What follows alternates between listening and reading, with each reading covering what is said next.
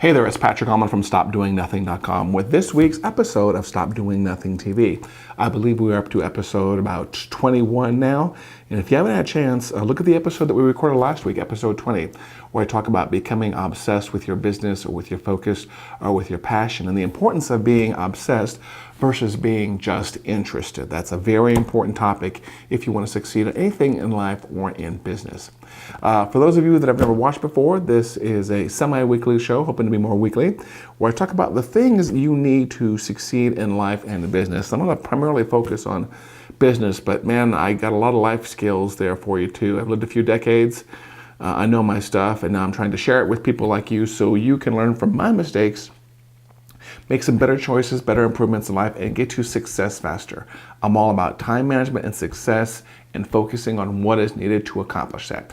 If you haven't had a chance, by the way, visit the website sometime at StopDoingNothing.com and read the articles and share the great ones there, and let me know via feedback in this video, via texting to me, which I'm going to show you how to in a second, and on social media, what topics I can cover for you to make you more successful in business.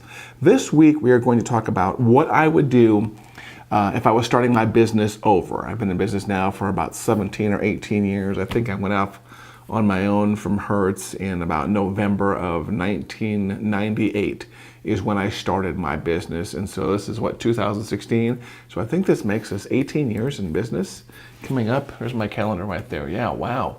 November, well, I've been in business 18 years, everything from software development to marketing and social media management, which is what we do now.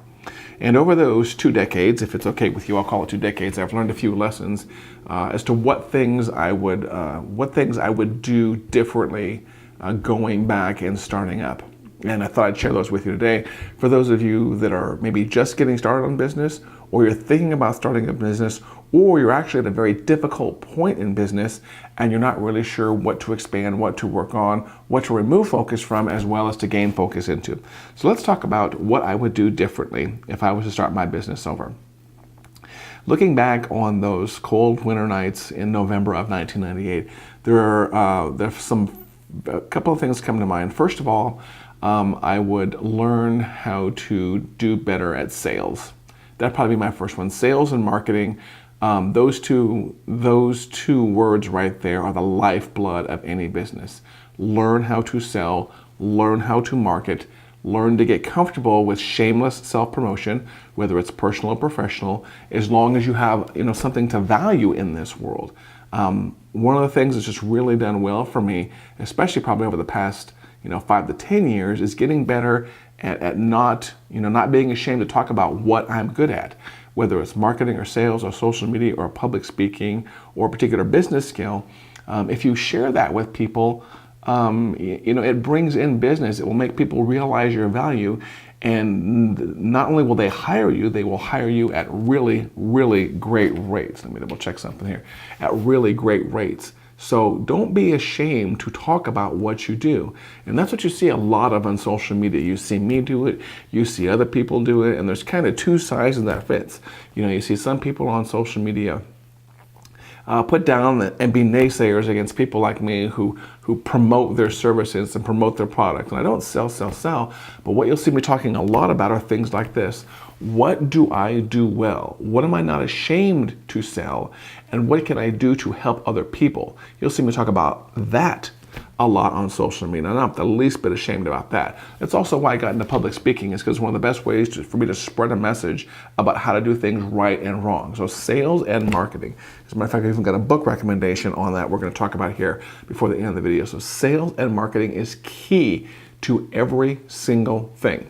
Probably something else I would do differently if I was to go back and start a business all over is diversification. And by that, what I mean is get multiple sources of income as soon as possible. If I don't know who you are that's watching this, but I bet you I can make a pretty good guess is the majority of people that are watching this, they're going to be solopreneurs. And the reason they went into business, or the reason you went to business, is because you were working for a big company, and then an opportunity came up for another company that wanted to hire you on a contract basis, and they were going to pay you very well, and you got all excited because here's your big break in business, and you quit the big company, and now you're a solopreneur, or a very small 2-preneur, 3-preneur, working as a contractor for another company, a big company that's paying you very well. They might be paying you 3, 4, or 5 times what you're getting paid by the other mega corporation. But that one company is your bread and butter. They are your life's blood. Your family and your entire existence is dependent on that particular company being happy with what you do every single day. And I'm sure you're great at what you do, but you need to realize that it's a very high risk. And that's something that for the longest time scared me, and I resolved that as quickly as I possibly could, is to find multiple clients, multiple prospects as soon as possible. That's again helps with the sales and marketing. The sales and marketing and the self-promotion is going to help you find multiple clients, and the multiple clients is going to lower your stress. How many clients should you get? Well, no less than 2 for sure. So your risk goes down, and then I like 5 to 10 clients before I really feel comfortable that a business can survive in case of a catastrophe. Because you got to remember that more than likely your business is dependent on somebody else's business, and somebody else's business can go, for lack of a better word, it can crash and burn at any particular point in time, and you don't want your family and your insurance and your mortgage and whatever to be dependent basically on somebody else. I mean, that's basically an employee. If you're an entrepreneur or a solopreneur and you have one client, you are still really just an employee. You didn't really gain any benefits. I mean, maybe in hours or terms or things like that. But you're still at the same risk, and that's one of the many reasons I really did quit my corporate job and go out on my own to run my own businesses, so I could diversify very much like a stock portfolio, and rest at night knowing that as I gained or lost individual clients, it did not affect the corporate income that much. That was just a huge driver for me. So as soon as you possibly can, diversify, get 2 clients, 3 clients, and keep track of where your risk is. Risk is oftentimes a dirty word in business, but I've come up with a spreadsheet with a list of my clients and basically how much one-off or recurring income I get from each of my clients. And then it shows me in the spreadsheet a percentage of my entire income, so I can look at the highest paying client and say my maximum risk for corporate income is this amount based on my largest client. Because you're going to have clients at varying price levels, and if you're anything like us, a service business with recurring income, then it allows you to instantly see your risk, and first of all who your most important client is, and where your biggest risk is, and who you have to keep happy. And also what's going to happen to your business. You can play out all these scenarios as to what's going to happen to your business if you gain on a big client or you lose a big client. So far we're talking about sales and marketing and risk mitigation. What else would I do differently? As soon as I got to a decent income level that could support another person part-time, I would have hired another person part-time, even an intern for free in exchange for college credit. I would try to figure out as soon as possible how to do less of the, for lack of a better term, the mundane business stuff, the invoicing, the accounting, some of the very basic parts of sales and marketing, office management, taking out the trash. I mean, I'm not above all that stuff, but whenever I'm doing that stuff, whenever I'm doing all the day-to-day management stuff of the business versus the selling or the actual service, I'm taking away from the quality time I could be putting into my business, and at the same time, I actually see it as I'm missing the chance to help somebody else. And I don't want to make it seem like I am beneath doing certain things, but I'm really good at only a very few things in this world.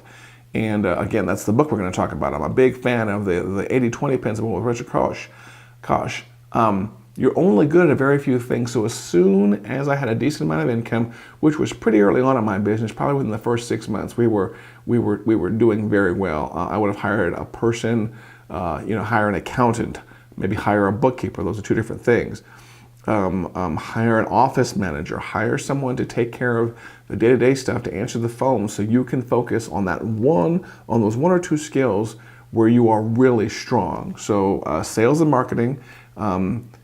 And actually more about sales and marketing, diversification, and offloading the things you're not good at. And back in the sales and marketing side, something else I would have gotten really good at is networking. making sure as many people knew my face and knew my handshake and knew my business as soon as possible. And that's something you could do that for free in your own city. Go to, allocate some time in your calendar. You've heard me talk about time management and managing your calendar before. Allocate some time in your calendar on a regular basis to get out of your office and go around and shake hands and kiss babies. People in your city, in your local area, need to know that you exist. I came up with a phrase a while back that, nobody listens to the silent expert. You can be a great person at your particular technical skill or your particular strategic skill. However, if nobody knows about it, no one's going to listen to you, no one's going to think you're the expert, and in turn, no one's going to hire you. Being online on the internet is a great place to be, but there's nothing that beats a handshake and sitting over coffee or sitting over dinner and actually explaining to someone what you do, because that builds a relationship. And I got my real estate license a while back.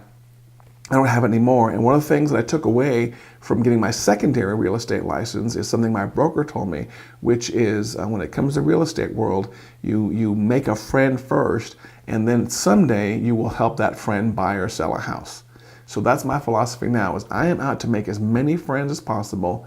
I might tell them what I do. I might not tell them what I do. I will keep them up to date. I'll stay in touch with them. I'll go to conferences with them. I'll go out for coffee, drinks, and dinner with them. And, we might just casually talk about what I do. But what I have learned over time is that these people just call me out of the blue sometimes because they remember it in the back of their head. They remembered, hey, I went to coffee with Patrick Allmond, or I went to dinner, or I had drinks with Patrick Allmond, and I remember what he did, and he's my guy. And then the most beautiful part about sales and marketing happens when you get that kind of call is that you don't have to sell anything. If you are building really strong relationships and the time comes to close business, it's almost like they're calling you up and they're writing a blank check because you have built that relationship. And building that relationship is one of the most important parts of business. And I'm thinking about all these other things I could talk about when it comes to kissing babies and shaking hands. But relationship building, just like sales and marketing, is a huge, huge part of building a sustainable business, and also getting referral business, because those people that you build those relationships with are going to be the ones that are going to be more likely to refer you business also, because they have that relationship with you.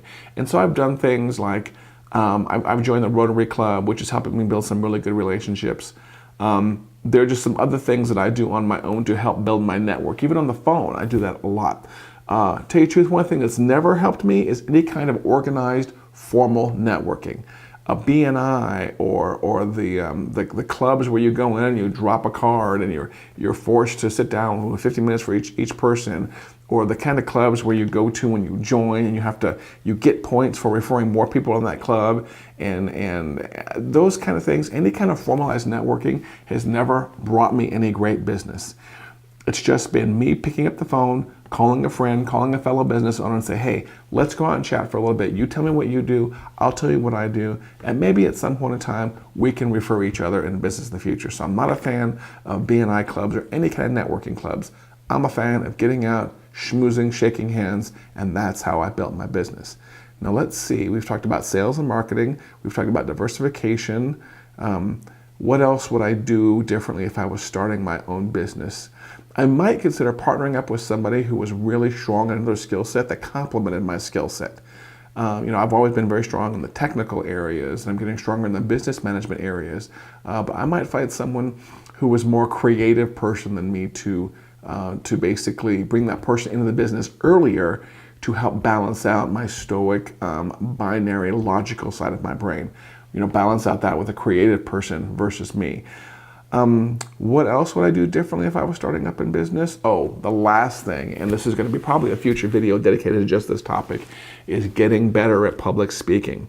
I've always been a decent public speaker, and I don't know where that came from. I don't know if it was some early acting classes, or if it was just I've never been smart enough to be afraid to be in front of an audience.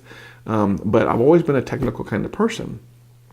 And for the most part, technical people don't do well in front of audiences, and this is a huge generalization, but technical people sometimes can be antisocial people, and I've been that way before. Just put me in a cubicle and let me kind of hunker down with my computer and just throw me food. I've been that kind of person before, but at some point in time I picked up some public speaking skills, some halfway decent public speaking skills, and then I expanded out with Toastmasters and then joined the National Speakers Association, and all those skills, all those public speaking skills have done amazing things for my business.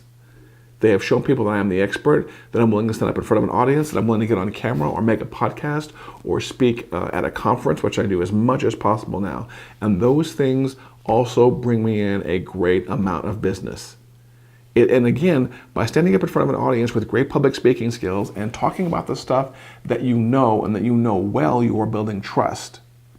And once people trust you and know you, they're going to be more likely to buy from you. And again, it's going to be an easier sale. So become great at public speaking, become great at focusing on your audience and making sure that you can help them by bringing value and sharing that value with them to make their businesses better. Okay. Those are the top 4 or 5 things that I would do differently if I was starting my business. If you want me to answer other questions about business startups or basically how to do things on the cheap, go ahead and contact me on social media, either on YouTube or on Twitter or on Facebook. I'm all over those social media platforms.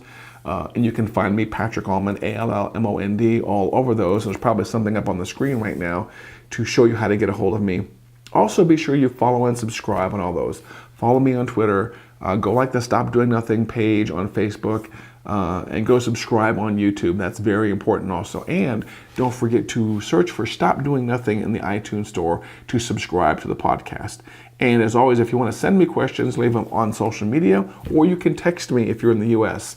Area code 405-251-2022. That's area code 405-251-2022. Text me your questions. They will show up right here on my big badass iPhone, and will give me the chance to respond to you directly. I also like to end with a book recommendation or slip a book recommendation in there somehow. And this is my book recommendation for you today. This one right here. Can you see it? So you can see it? 80/20 Sales and Marketing by Perry Marshall. Perry Marshall is on my bucket list to meet because he's an incredibly intelligent person. This comes from the 80/20 principle that Richard Koch put out a while back. And there is just so much goodness in the book, I can't even believe it. But what this gets to is what I've talked about before, about being obsessed with doing the right things right and offloading the other stuff. And again, about focusing on that 20% that's going to take to generate 80% of your business, and then leaving that other 80% to somebody else who's an expert in that particular area. If you have an office, there's somebody who's really good at organizing files and accounting and managing an office, and you don't need to be good at that kind of stuff. You need to be good at whatever technical or strategic skill it is that you have. I have bought one book on audible.com. When you sign up for audible.com, you get one free book. This is the one book I've bought, and I listen to it over and over and over again in my car. And again, Perry Marshall just covers some great things about how to hire people inexpensively, and how to find good salesmen inexpensively, and how to filter out people using this, so you make sure you focus on other people's 80/20 also, in addition to your 80/20. So here we go. 80/20 Sales and Marketing by Perry Marshall. It is, how many pages? It is about 220 pages, but if you're not a big reader, go get the book from audible.com and listen to that over and over and over again. Thank you for watching Stop Doing Nothing TV with Patrick Allmond. Don't forget to subscribe on YouTube and Facebook, and send me your ideas for future episodes. Take care, and we'll talk to you again soon.